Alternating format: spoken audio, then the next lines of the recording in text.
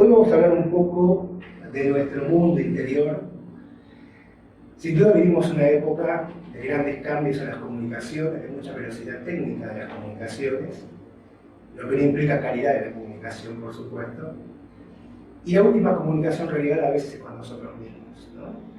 El escucharnos, qué nos pasa, el dar sinceridad para con nuestros sentimientos, nuestras emociones, para poder comprendernos y comprender también para qué nos sucede lo que nos sucede, las cosas que me condicionan, de dónde vienen, qué puede pasar o qué está pasando conmigo, reconocer nuestro potencial también a desarrollar. No todo son sombras malas o son aspectos oscuros, hay aspectos buenos que también tenemos que saber reconocer.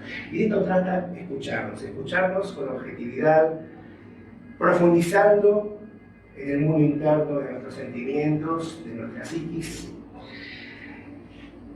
Y esta conexión con nosotros mismos, obviamente, nos plantea y nos invita a conocernos, ¿no? A conocernos un poco mejor. El conocimiento de nosotros mismos es uno de los conocimientos más importantes que debemos intentar abordar. Todo el conocimiento que adquirimos en nuestra vida, en nuestro paso por la vida corporal, ya sea en las escuelas, en trabajos, es sumamente útil, pero todo nos lleva al progreso como espíritus. Pero hay un conocimiento particular que tenemos que tener en cuenta, que es el conocernos a nosotros mismos. Esta es una frase que solía utilizar Sócrates. Hay una frase inscrita de la toma en el templo de Apolo, en Delfos: conócete a ti mismo y conocerás el universo y los dioses. Bueno, él la toma como una parte muy importante del conocimiento.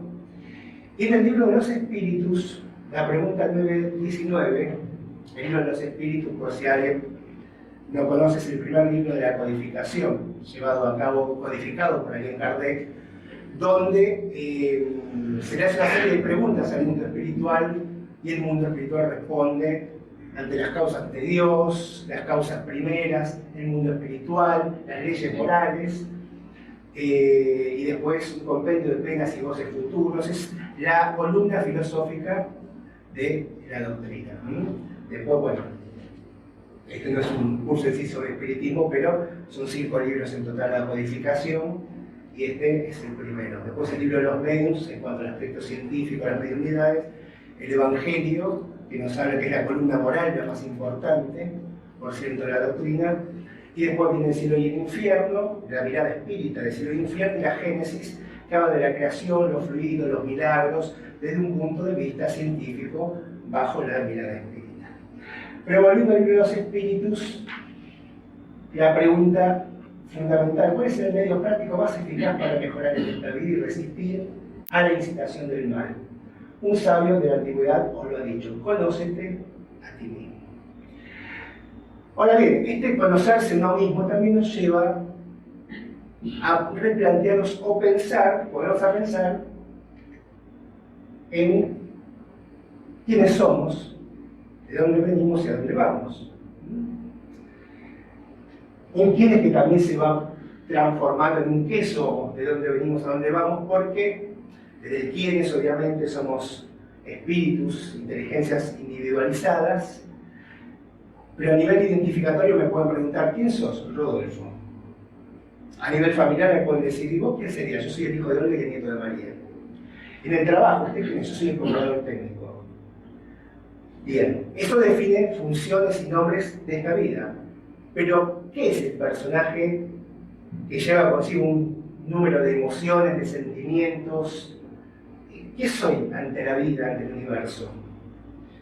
Y una frase muy conocida de Teilhard de Chardin, filósofo religioso, escritor: no somos seres humanos con una experiencia espiritual, sino que somos seres espirituales con una experiencia humana. Transitoria, somos seres ante todo espíritu que transitamos, gracias a la bondad del Creador, gracias a la bondad de Dios, la posibilidad de estar temporariamente viviendo una epopeya carnal para aprender, para recapitular experiencias, para mejorarnos, ¿sí? Para crecer espiritualmente. En el libro de los espíritus, para que veamos esto, y no me quiero explicar mucho en otros temas, pero para entender que nuestra psique, nuestro mundo íntimo, no es el resultado de esta encarnación, ¿sí? O sea, hablamos de que somos una doctrina reencarnacionista, por ello no es que estamos por primera vez en la vida corporal, en esta vida no somos vírgenes de espíritu, fuimos creados así y traemos simplemente por genético, por contacto familiar, nuestros hábitos, nuestros sentimientos, no. Es todo un derrotero muy grande que hacen ser en distintas etapas, incluso que preceden a la etapa humana. La pregunta 607 dice, se ha dicho que el alma del hombre en su origen equivale al estado de infancia de la vida corporal, que su inteligencia apenas se manifieste y que se ejercita para la vida. Bueno, acá remite la pregunta 190, que preguntan cuál sería el estado del alma en las primeras reencarnaciones. Entonces, ¿dónde cumple el espíritu esa primera fase? Y la respuesta de los espíritus es en una serie de existencias que preceden al periodo que vosotros llamáis humanidad. O sea que venimos de un viaje largo. No es por casualidad de golpe que nos encontramos con todo este mundo. Hay un caminito andado bastante largo. ¿Y ahí qué tenemos? Bueno, tenemos los reinos, ¿no? Mineral, vegetal, animal, y ya, aunque primitivo, la fase humana. León Denis, un gran discípulo, un gran batallador del espiritismo, un discípulo de Kardec, presidió el primer congreso espírita en Europa. En uno de sus libros, El problema del ser y su destino, comenta que en la planta la inteligencia dormita, en el animal sueña, solo el hombre despierta, se conoce, se posee y se vuelve consciente. A partir de ahí, el progreso de alguna suerte fatal en las formas inferiores de la naturaleza solo se puede realizar por el acuerdo de la voluntad humana con las leyes eternas. O sea que el ser, el espíritu, creado simple e ignorante, como nos enseña el libro de los espíritus, transita una serie de experiencias en la materia donde desarrolla de distintos patrimonios hasta llegar a la fase humana, donde a un primitivo empieza a desarrollar el pensamiento continuo, la palabra, la comunicación, el surgimiento de la idea moral, ¿no? Y por supuesto todavía estamos en un proceso de aprendizaje, porque todavía tenemos muchas cosas a corregir, a tratar de trascender, para llegar a algún momento en la escala más alta de la espiritualidad, ¿no? Jasón de Camargo, en un libro que siempre es libro de estudio, Educación de los Sentimientos, menciona también, concordando con León Denis, que la psique del hombre es, por siguiente, el producto elaborado de una savia espiritual que sufrió un considerable perfeccionamiento a lo largo de innumerables periodos de su historia, incluso a través de los reinos de la naturaleza. Son en distintos periodos de adaptación, donde aquella experiencia y también ayuda, ¿sí?, al desarrollo de la forma, por otra parte. Porque nuestro derrotero va de los instintos, pasando por las emociones a los sentimientos. Por supuesto, en el medio por el concurso de la conquista de la razón, la inteligencia, el aprendizaje, ¿no? Ante distintos estímulos, el ser expuesto a prueba hasta que damos la respuesta correcta ante un nuevo desafío, y la repita hasta que pasa a automatizarla. Hay todo un complejo camino de adaptación y de aprendizaje hasta la conquista de los sentimientos, y el gran desafío, obviamente, que nos queda pendiente es la conquista del sentimiento por excelencia, que es el amor, que lo entendemos y lo ejercemos lo mejor que nos sale. A medida que avanza el espíritu desarrolla aptitudes psíquicas y confiere un gradual refinamiento a sus potencialidades. Esto es también del libro Educación de los Sentimientos. Funciones psíquicas generales: atención y hábito. Atención a los estímulos que nos rodean, atención a algo que por ahí atrae al ser y trata de comprenderlo, de aprender. O sea, una serie de estímulos donde el ser va focalizando la atención en distintas áreas, y hábitos porque a través de las repeticiones de actitudes, de conductas, genera ciertos automatismos. Y después hay funciones psíquicas especiales que tienen que ver con el nivel de desarrollo mental y espiritual de la criatura. que nuestras funciones psíquicas demandan conocimiento y práctica continua de la pureza espiritual, ¿sí?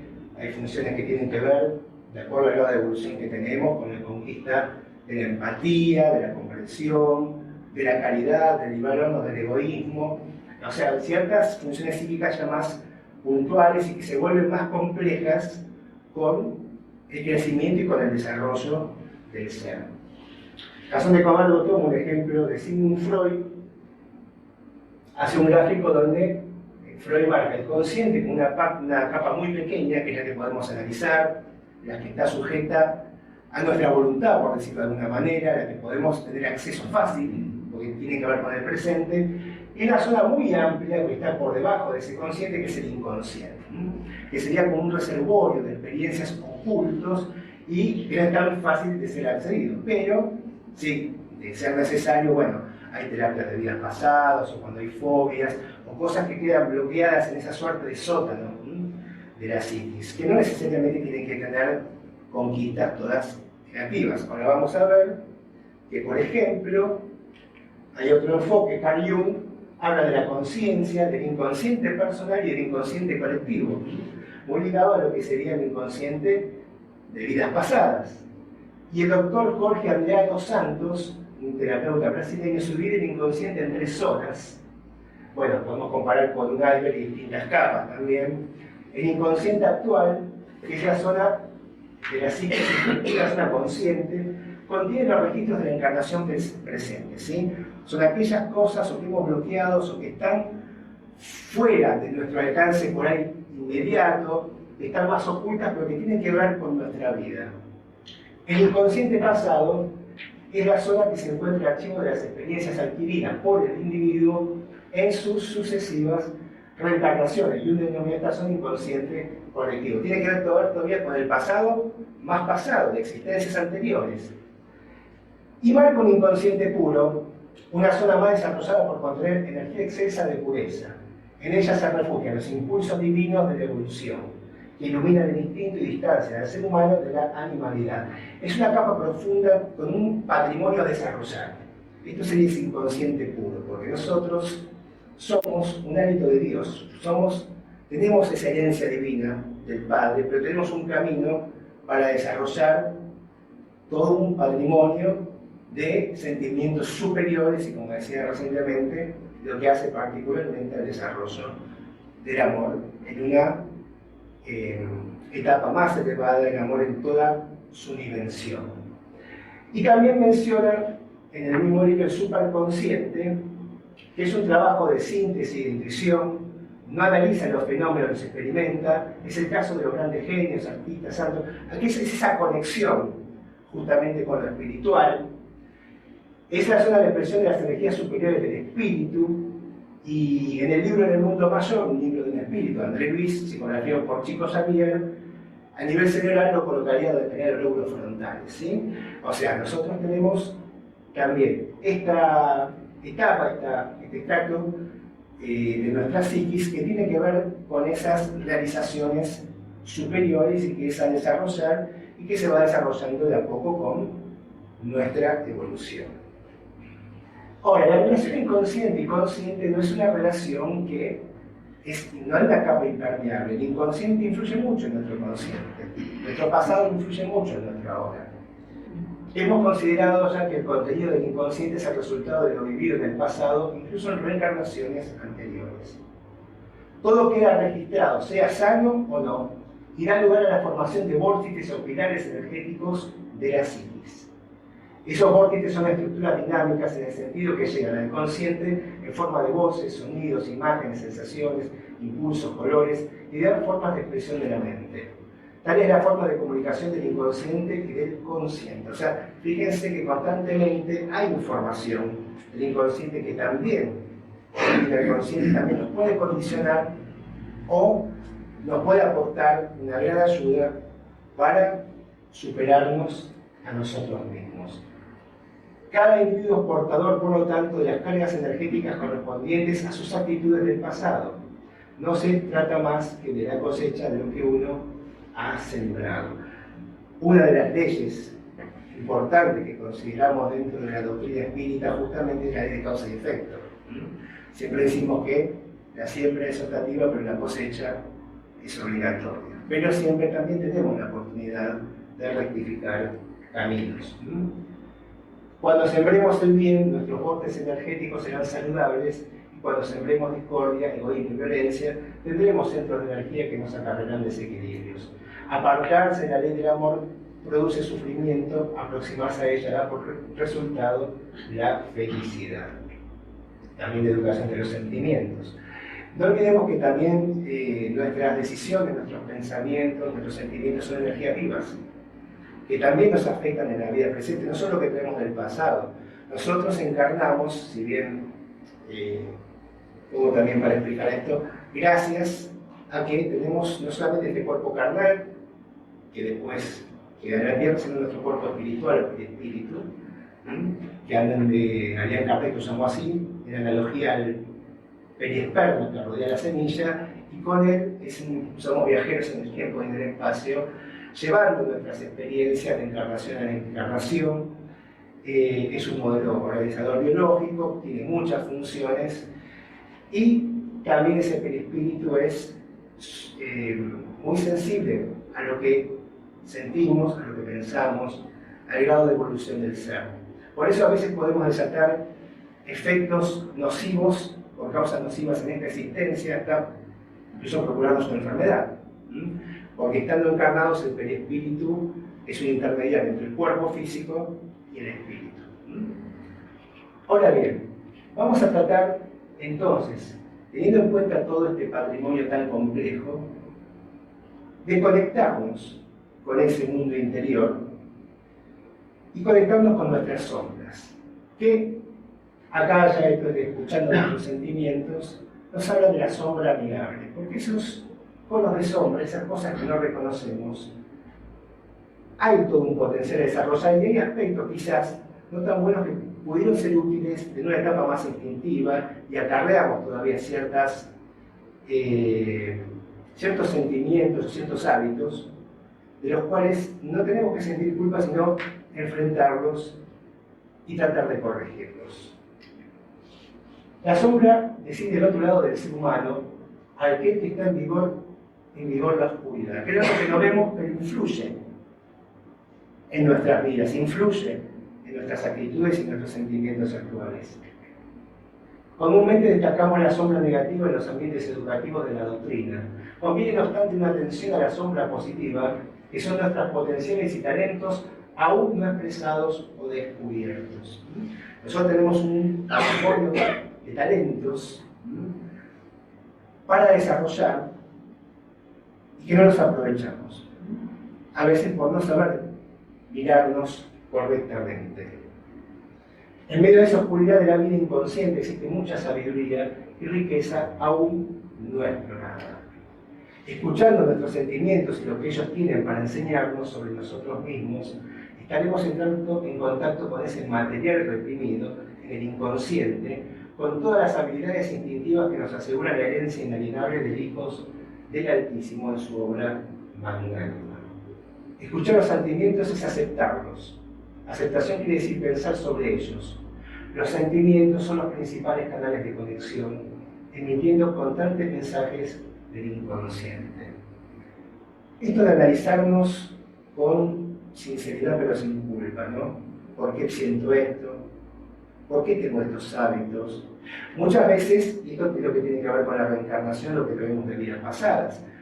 Si bien cuando volvemos a la escuela de la tierra, cuando entramos en la etapa corporal, tenemos obviamente una influencia de nuestra familia, de nuestro contexto cultural también, hay un patrimonio íntimo que es nuestro, que escapa muchas veces a esos condicionamientos, que pueden ser buenos o malos, pero ver por qué sucede, por qué me conecto. A veces dos hermanos de una misma familia, ¿no? Ante una misma situación uno reacciona de una manera y otro reacciona de otra. Les parece, che, le digo la misma educación, ¿cómo puede ser? Pero un patrimonio interior que ya viene con el ser. Y lo bueno es que reconocer por qué me pasa esto, por qué siento esto ante tal circunstancia. Indagar un poquito más en nuestro mundo íntimo. Este libro, Escuchando nuestros sentimientos, psicografiado por Wanda de Oliveira y Armando Dufour, es el espíritu comunicante, que es una de las mediums una jovencita ya, que ayudó en mitad del siglo XIX, que ayudó a terminar la segunda edición del Libro de los Espíritus. Y que ahora ha traído estos mensajes de autoconocimiento a través de Wanda de Oliveira. Este libro fue traducido del portugués aquí en esta casa, por Mónica y por Silvia. ¿Qué nos dice Jung? Vamos a rescatar algo de este evidente terapeuta, psicoanalista y gran... A veces tiene cosas que yo digo, no era espírita, pero me sería exacto. Como enfocado, cómo a dar un paso más de Freud. Cuando digo soy mi sombra, no significa que tenga que vivir conforme a su orientación. Solamente admitirla y entender sus mensajes. Si yo veo esas partes oscuras, esas partes que no me gustan, pues tengo que analizar por qué. Es decir, no es echarse culpa, ni tampoco, como dice la canción, el mundo me hizo así, no puedo cambiar. No. Yo fui haciendo esas conquistas, tanto las buenas como las malas, y las tengo. Más vale que las cambie, si las reconozco. No entrar en el terreno de la negación ni en el de la culpa, sino poder mirarlo objetivamente. La sombra solo es amenaza cuando no es reconocida. Puede ser perjudicial cuando omitimos identificarla con atención, respeto y afabilidad. Las personas, cuando son educadas para distinguir el lado sombrío de su propia naturaleza, aprenden al mismo tiempo a comprender y amar a sus semejantes. Porque el otro está en un proceso como yo. El otro también tiene un mundo íntimo, con sombras, con aciertos y desaciertos como el mío. Y la medida que yo pueda aceptarme, también me va a hacer, con la práctica, más fácil aceptar al otro, que está en esta escuela de la tierra también para aprender, al igual que uno. Y en escuchando nuestros sentimientos nos plantea unas etapas en la alfabetización del sentir, ¿no? Porque también, como esto es una escuela, a veces tenemos que empezar una suerte de ABC, ¿no? O algo, una orientación. Quizás estuvimos muy en contacto con el exterior y nunca nos fijamos en nuestro mundo interior. Y lo nuevo necesita a veces una práctica o un punto de partida, quizás. Autorrespeto, que también va ligado a autoamor. ¿Cuánto me respeto a mí mismo? Respeto a mis sentimientos. Los hago valer, los reconozco. Si son malos, para cambiarlos, pero reconozco, y si son buenos, para vivenciarlos plenamente. Pero sentir autorrespeto, porque ese mundo íntimo de sentimientos es mío. Y tengo que aprender a valorarlo y aprender a sacar experiencia de eso que me está pasando. Y el autorrespeto, por supuesto, está ligado al autoamor, sin duda, que es el primer paso del amor, quizás de alguna manera. No el egoísmo, no confundamos, pero sí el autoamor. Yo cuando todavía fui un alumno de primer año, claro, la frase de amar a Dios sobre todas las cosas y al prójimo como a ti mismo, y sí, yo lo había escuchado en el catecismo, obviamente, o sea, uno escucha sin comprender, pero es lindo lo que dice, debe ser así, ¿verdad? Cuando lo tratamos aquí en clase, una pregunta, ¿y ustedes cuánto se aman? Me quedé por... Yo recibí las frases en la Biblia, pero nunca me lo pregunté. Y es una pregunta que es bueno que nos hagamos. ¿Nos amamos? Las conductas que tenemos son conductas de autoamor, realmente, de autorrespeto. Entonces, indagar para corregir y para aprender. Clima de serenidad, no desesperarnos, no angustiarnos. Establecer un clima sereno ante lo que siento, ante lo que reconozco, para también abrir las puertas al mensaje de los buenos espíritus que me pueden ayudar en la transformación. Meditación, atención, meditar, serenar la mente, abrir los oídos del alma para escuchar, poner atención a lo que me llega, desde el corazón y de los buenos espíritus, para saber qué hacer, para empezar a cambiar lo que tenga que cambiar. Utilizar investigaciones, ¿sí? Porque mi mundo interior me trae conceptos también. Le gusta indagar a la sombra y también, bueno, indaguemos a ver para qué me pasa, por qué me pasa, cultivarme en lo que tenga que ver con la espiritualidad, para poder ir raspando cada vez esas capitas que me alejan de lo que me está pasando, de mi mundo interno, bien, para empezar a reconocerlo, ¿no? A estudiarlo, serenamente, pero para desmenuzarlo bien, y así yo no puedo cambiar lo que no reconozco. Por eso es tan importante el autoconocimiento. Si yo no me conozco o considero que no tengo nada que cambiar, es muy difícil. Entonces, hacer una escuela de esta búsqueda de nosotros mismos. Y hay dos pilares muy importantes en esta transformación, ¿no? Y dos pilares que nos van a llevar a la autorrealización. Uno es el autoamor, como mencionábamos recién. Los discípulos sinceros del espiritismo repiten la importancia del autoamor como condición indispensable del buen aprovechamiento de la reencarnación. Estar en paz consigo es recurso elemental en la buena aplicación de los talentos divinos confiados a nosotros. Esto es de escuchar nuestros sentimientos, además de un foco. Y el otro punto muy importante ligado al autoamor es el autoperdón. Primero porque mientras dura la culpa, dura la falta. La culpa puede ser un primer soplamoco, por decirlo de alguna manera, para avivarnos que algo no anduvo bien. Pero si vivimos con la culpa, eso no va a cambiar el hecho. Yo puedo resolver el problema con una acción, no con una emoción negativa. Que de hecho, si me demoro en esa emoción negativa, empiezo a tener, incluso inconscientemente, procesos autopunitorios. Porque hay que ver por qué uno se autoagrede muchas veces. Tan importante como perdonar a los otros es que nos perdonemos a nosotros mismos. Nos referimos al autoperdón de nuestros errores. Lógicamente, se debe evitar la repetición de un error que, sin embargo, podrá ser reparado mediante un trabajo sustancial en la dirección del bien. La bondad repara las faltas, el remordimiento destruye el alma. Entonces, sí, debo hacer los sentimientos. Ahora, bien, una tarea de investigación, de interiorización. ¿Y a qué otras cosas podemos echar mano que nos ayuden a descubrirnos y a autorrealizarnos? Orar y vigilar, decía Jesús. Analicemos que la función del vigilante es preventiva. Es comunicar a su regreso que algo está bajo cuidado y no a merced de la casualidad. La función del vigilante no es atacar.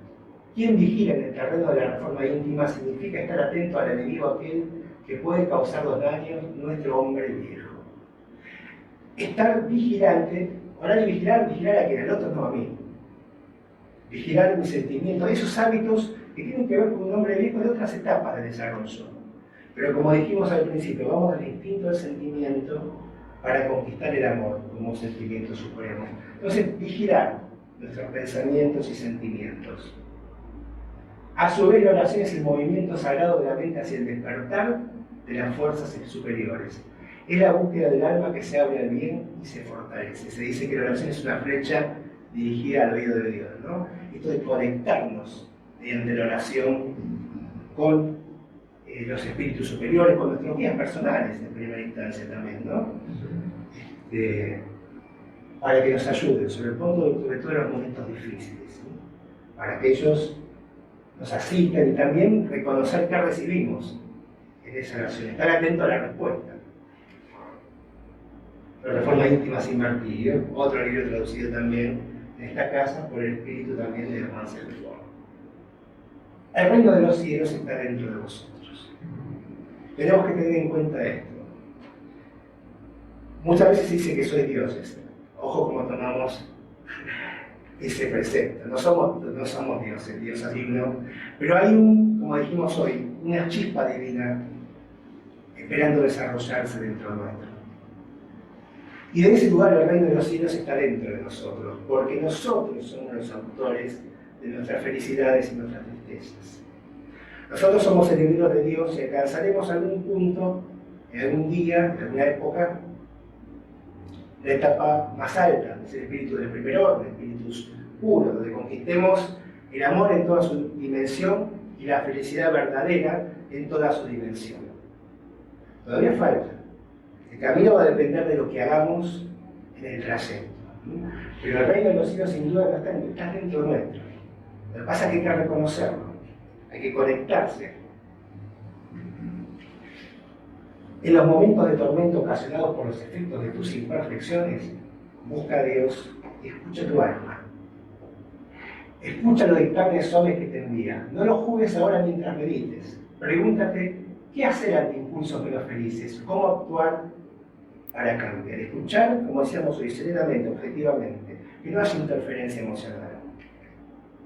Oye las respuestas en ti mismo, escucha tus sentimientos. Ora nuevamente, aquita tu razonamiento y escucha los sonidos de los sentimientos nobles que te acercan. Porque a veces los buenos espíritus nos hacen recordar más que nosotros mismos los buenos sentimientos, que a veces no los generamos, los tenemos ahí latentes. Medita siempre sobre tus imperfecciones y tu Padre, secretamente en la acústica del ser, te providenciará los recursos abundantes para tu cura. Esto es también escuchando nuestros sentimientos. Tengamos en cuenta estas pautas, sobre todo en los momentos difíciles. Tengamos fe razonada en que somos herederos de Dios, que Dios nunca nos deja solos, nosotros nos apartamos. La oscuridad solamente es una ausencia de luz que nosotros permitimos por no encender dentro nuestro, aún con todo el patrimonio que tenemos, la luz en nosotros mismos. Quería terminar con esta imagen del ser integral más amoroso que pisó la tierra, que no lo hubiera hecho porque sería inútil si hubiese hecho algo que nosotros, si nos invitara a algo que nosotros no podríamos realizar. Claro que el mensaje de amor de Cristo es muy grande y uno dice, ¡ah! Todo esto tengo que lograr. Si Él dio su ejemplo y nos dejó ese evangelio, es porque sabe que podemos cumplirlo. Es porque sabe que somos hijos de Dios, herederos de Dios, y que vamos a llegar a la etapa que llegó Él. Si no, no tiene sentido dejarnos algo a lo que no tenemos acceso. Toda una epopeya, un sacrificio, toda una entrega de amor, ¿para qué? Para dejar algo que nuestra condición humana no podría llegar nunca, ¿no? Por eso hay que tener en cuenta que Dios jamás te olvida. Cree en esto y siente el amparo a tu favor. El universo está a tu favor. Dios siempre está a favor nuestro. Estamos impelidos fatalmente a la felicidad, pero tenemos que aprender a conocernos. Una de las fuerzas más grandes que hay, más que la gravedad, más que el electromagnetismo, es la negación muchas veces, que no nos permite ver las cosas. Entonces, escuchémonos, aceptémonos y con esta fe, poquito a poco, sin prisa, pero sin pausa, intentemos transformarnos. Y esto es todo. Muchas gracias por venir y por la atención y por estar en esta casa. Gracias.